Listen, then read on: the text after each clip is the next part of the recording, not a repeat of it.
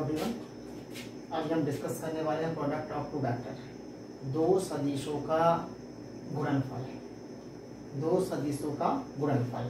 तो दो सदिशों का गुणनफल जो होता है वो दो प्रकार का होता है। एक होता है स्केलर प्रोडक्ट होता है, मतलब अदिश गुणनफल होता है, और दूसरा होता है वेक्टर प्रोडक्ट, मतलब सदिश गुणनफल होता है। तो स्केलर प्रोडक्ट को हम लोग डॉट प्रोडक्ट भी कहते हैं, जिसको ए डॉट बी शो कहते हैं। उसी प्रकार से वेक्टर प्रोडक्ट को हम क्रॉस प्रोडक्ट भी कहते हैं, इसको ए क्रॉस बी द्वारा शो करते हैं। अब हम सबसे पहले डिस्कस कर रहे हैं स्केलर प्रोडक्ट में। तो इसको हम इस प्रकार डिफाइन कर सकते हैं, दो सदिशों का अदिश गुणनफल या डॉट प्रोडक्ट होता है वो उन सदिशों के परिमाणों के गुणनफल तथा उन सदिशों के बीच के कोण के कोजिया के गुणनफल के बराबर होता है। तो ये हम देख रहे हैं आप, ये दो सदिशों का डॉट प्रोडक्ट है। ये ए का परिमाण हुआ, ये बी का परिमाण हुआ, थीटा दोनों के बीच का कोण है, ये कोजिया हो गया, बीच के कोण का कोजिया, और ये तीनों गुणनफल के बराबर हैं। तो इस प्रकार हम डिफाइन कर सकते हैं। अब यहाँ पास कुछ बात ये होती है, यहाँ पास दो केसेस आते हैं। तो यहाँ पास case 1 when theta equal to 0 लिखते हैं।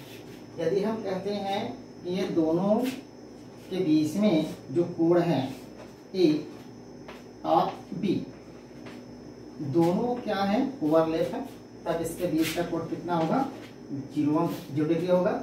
जैसे ही आप 0 करो, cos 0 का मान क्या होता है, 1 होती है। तब आपके पास में आ जाएगी A B into 1।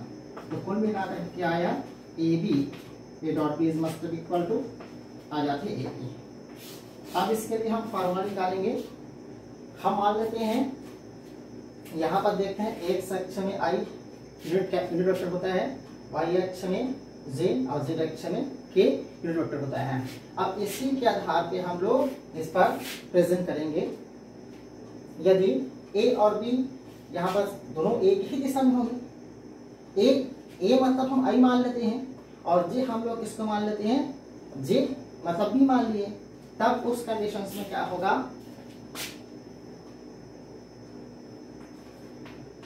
I dot जे। लेकिन हम यहाँ पर देख रहे हैं कि दोनों एक ही पर ओवरलैप है, इसलिए क्या होंगे, एक ही दिशा पे होंगे, इसलिए दोनों क्या होंगे, बराबर होंगे। मतलब जे के जगह में हम लोग क्या कर सकते हैं, आई लिख सकते हैं। इसलिए हम यहाँ पर बता दे हैं आई डॉट आई। तो समझ आया ना, क्यों जे के जगह में हमने आई क्यों चेंज किया, कारण क्या होता है, क्योंकि वो एक ही दिशा में जा रहे हैं, दोनों का डायरेक्शन एक ही होगा। तो यदि ए की डायरेक्शन आई है तो जे की डायरेक्शन भी आई होगा, इसलिए आई डॉट आई। अब क्या होगा, यहाँ बस इस जगह में आई, ये भी आई हो गया, तो ये परिमाण है, तो आई क्या आपका परिमाण एक होता है यूनिट वेक्टर से। वैसे दूसरा भी आई है, तो उसका भी परिमाण क्या होगा, 1 होगा। तो 1 इक्वल टू 1। तो इसी प्रकार से क्या हो जाएगा आपके पास में, जे डॉट जे और के डॉट के, इसका वैल्यू भी क्या मिलेगा, 1 मिलेगा। तो पहला केस हो गया। दूसरा केस होता है जब इसके जगह में 90 अंश रखते हैं। दूसरा case when theta equal to 90 degree.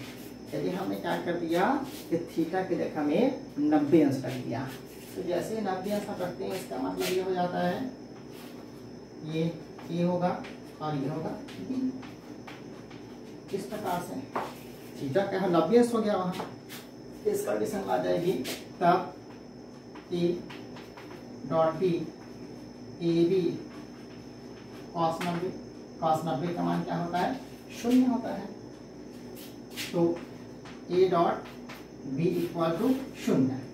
अब हम देखते हैं इसके जगह आई पुट अप करेंगे तो यहाँ जे हो जाएगी, क्योंकि 90 डिफरेंस में है, यहाँ भी 90 के अंतराल होता है, इसलिए यहाँ पर क्या होगा, I dot J equal to 0। इसी प्रकार से क्या मिल जाएगी, J dot K equal to 0, और इसी प्रकार से के dot I equal to V0।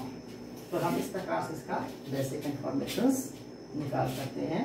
ये है डॉट